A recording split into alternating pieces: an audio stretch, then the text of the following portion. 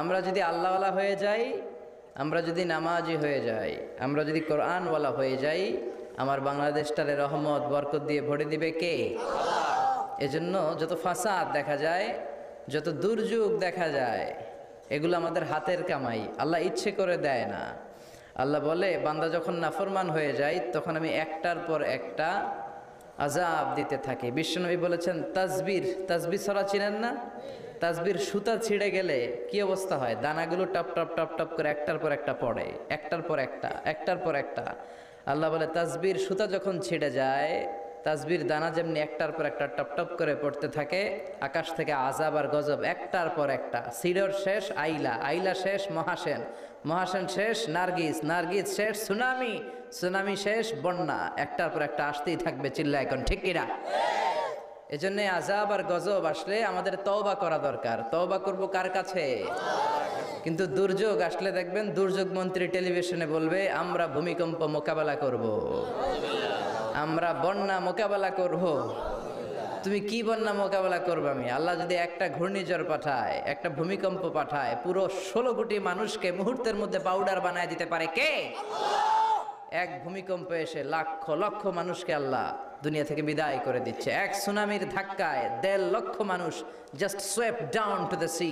সাগরের একটা পানি এসে, ঝড়ো হাওয়া এসে, একটা জলোচ্ছ্বাস এসে 1.5 লক্ষ জাপানবাসীকে সাগরের ভেতরে আল্লাহ ঢুকায় দিল। জাপানের কান্টো সিটিতে এক ভূমিকম্পে 1.5 লক্ষ লোক নাই, 2-1 সেকেন্ডের কথা।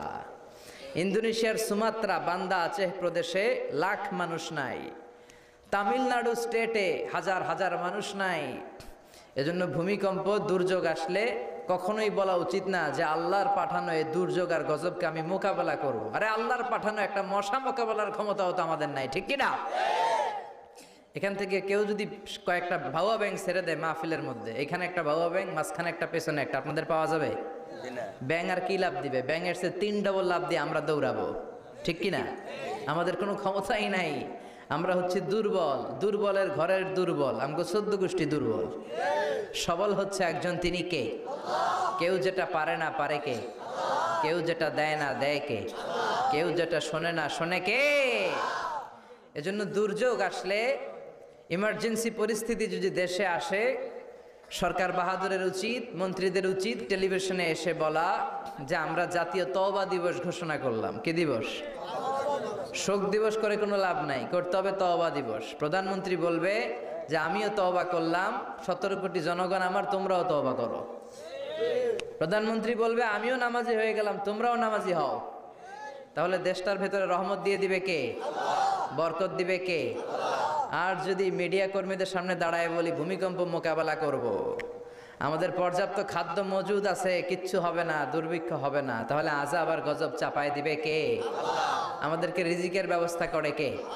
ওয়ামা মিন দাব্বাতিন ফিল আরদি ইল্লা আলাল্লাহি রিজকুহা ওয়া ইয়ালামু মুস্তাকাররাহা ওয়া মুস্তাওদাআহা কুল্লুন ফি কিতাবিম মুবিন। আল্লাহ বলেন, রিজিকের মালিক আমি একজন, তিনি কে? আল্লাহ।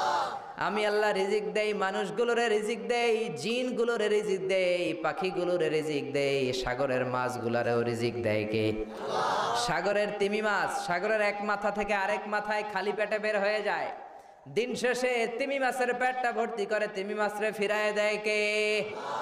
বাবুই পাখি তার বাসা ছেড়ে সকালবেলা খালি পেটে বের হয়, বিকেলবেলা পাখির পেটকে ওদর পূর্তি করে পাখিটারে বাসায় ফিরায় দেয় কে? রিক্সাওয়ালার পকেটের টাকা নাই, আল্লাহর নাম নিয়ে রিক্সাওয়ালা সকালবেলায় রিক্সা নিয়ে বের হয়ে যায়, বিকেলবেলা রিক্সাওয়ালার পকেট ভর্তি করে টাকা দিয়ে পাঠায় কে? এজন্য রিজিকের মালিক একজন, দুনিয়ার কেউ রিজিক দিতে পারে না। পৃথিবীর সব রিজিকের রাস্তাগুলো যদি বন্ধ হয়ে যায়, সামান্য রিজিক তৈরি করার ক্ষমতা আমাদের আছে নাকি? এই পৃথিবীতে 4 জন বাদশা ছিলেন, 2 জন মুমিন, 2 জন কাফের, যারা গোটা বিশ্বের বাদশা। গোটা বিশ্বের 2 জন মুসলিম, 2 জন কাফের। কাফিরের একজনের নাম নামরুদ, আরেকজনের নাম বখতানাসর।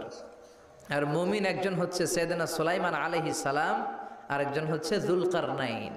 তো সাইয়েদনা সুলাইমান আলাইহিস সালাম আল্লাহকে বলল, আল্লাহ আমি গোটা বিশ্বের বাদশা, আমি গোটা পৃথিবীর সব মানুষগুলোকে একবার লাঞ্চ খাওয়াতে চাই। কি খাওয়াতে? লাঞ্চ মানে কি? দুপুরের খাবার। আল্লাহ বলবেন নো, আল্লাহ বললেন no, it's not your job Sulaiman. Sulaiman, এটা তোমার জব না, it's my duty, it's my job, it's my business. এটা আমার কাজ, আমার কাজ তুমি করতে যাও না। সাইয়েদনা সুলাইমান বললেন, আল্লাহ আমারে ট্রাই করার চেষ্টা দেন, সুযোগ দেন, আমাকে একটু ট্রাই করার সুযোগ দেন, চেষ্টা করার সুযোগ দেন। আমি একটু চেষ্টা করতে চাই গোটা বিশ্বের সব প্রাণীকুলকে, মৎস্যকুলকে, জিনকুলকে, মানবকুলকে খাওয়াতে চাই। আল্লাহ বললেন, সুলাইমান এইটা তোমার কাজ নয়, তুমি পারবা না, কাজটা কার? আমি রিজিক দেই। সেদিনা সুলাইমান বললেন, লেট মি ট্রাই, আমাকে একটু চেষ্টা করার তৌফিক দেন, আমি একটু করি, দেখি না পারি কিনা। আল্লাহ রাজি হয় না, সুলাইমান নবীও ছাড়ে না, ভেজাল আছে না নাই?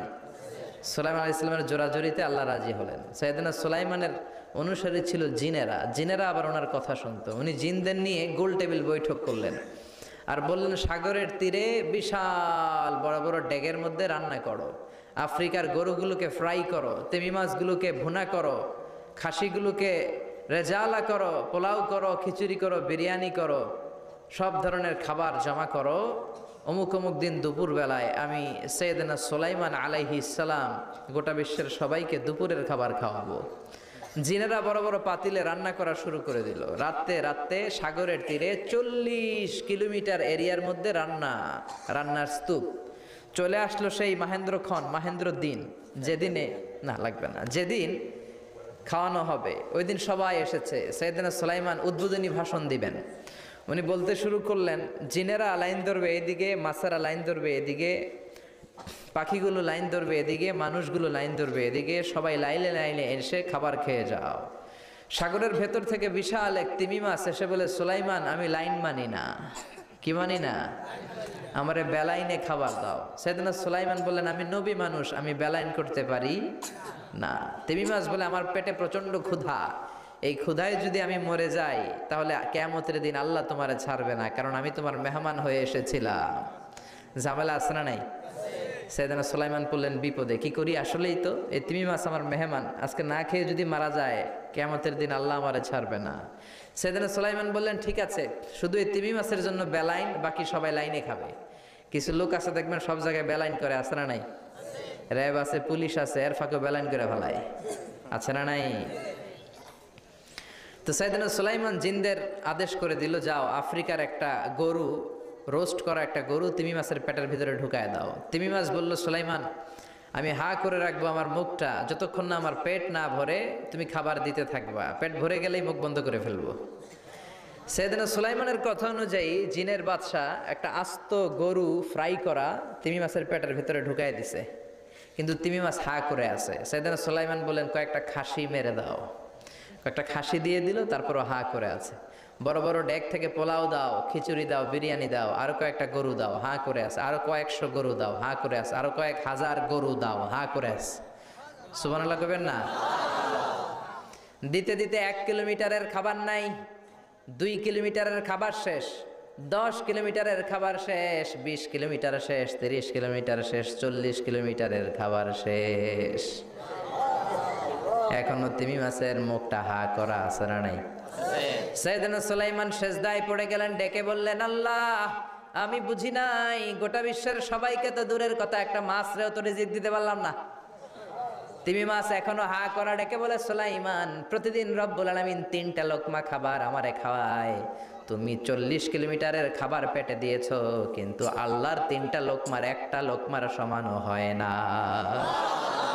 এজন্য আল্লাহ বললেন, ওয়ামা মিন দাব্বাতিন ফিল আরদি ইল্লা আলাল্লাহি রিজকুহা ওয়া ইয়ালামু মুস্তাকাররাহা ওয়া মুস্তাওদাআহা কুল্লুন ফি কিতাবিম মুবিন। আল্লাহু আকবার।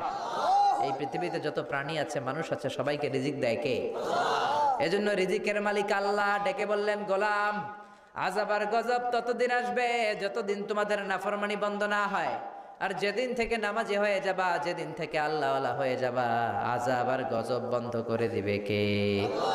রহমত দিয়ে দেশটারে ভরে দিবে কে? লা ইন শাকারতুম লা আযীদান্নাকুম। শুকরিয়া করো, আমি নিয়ামত বাড়াই দিব। কার কথা?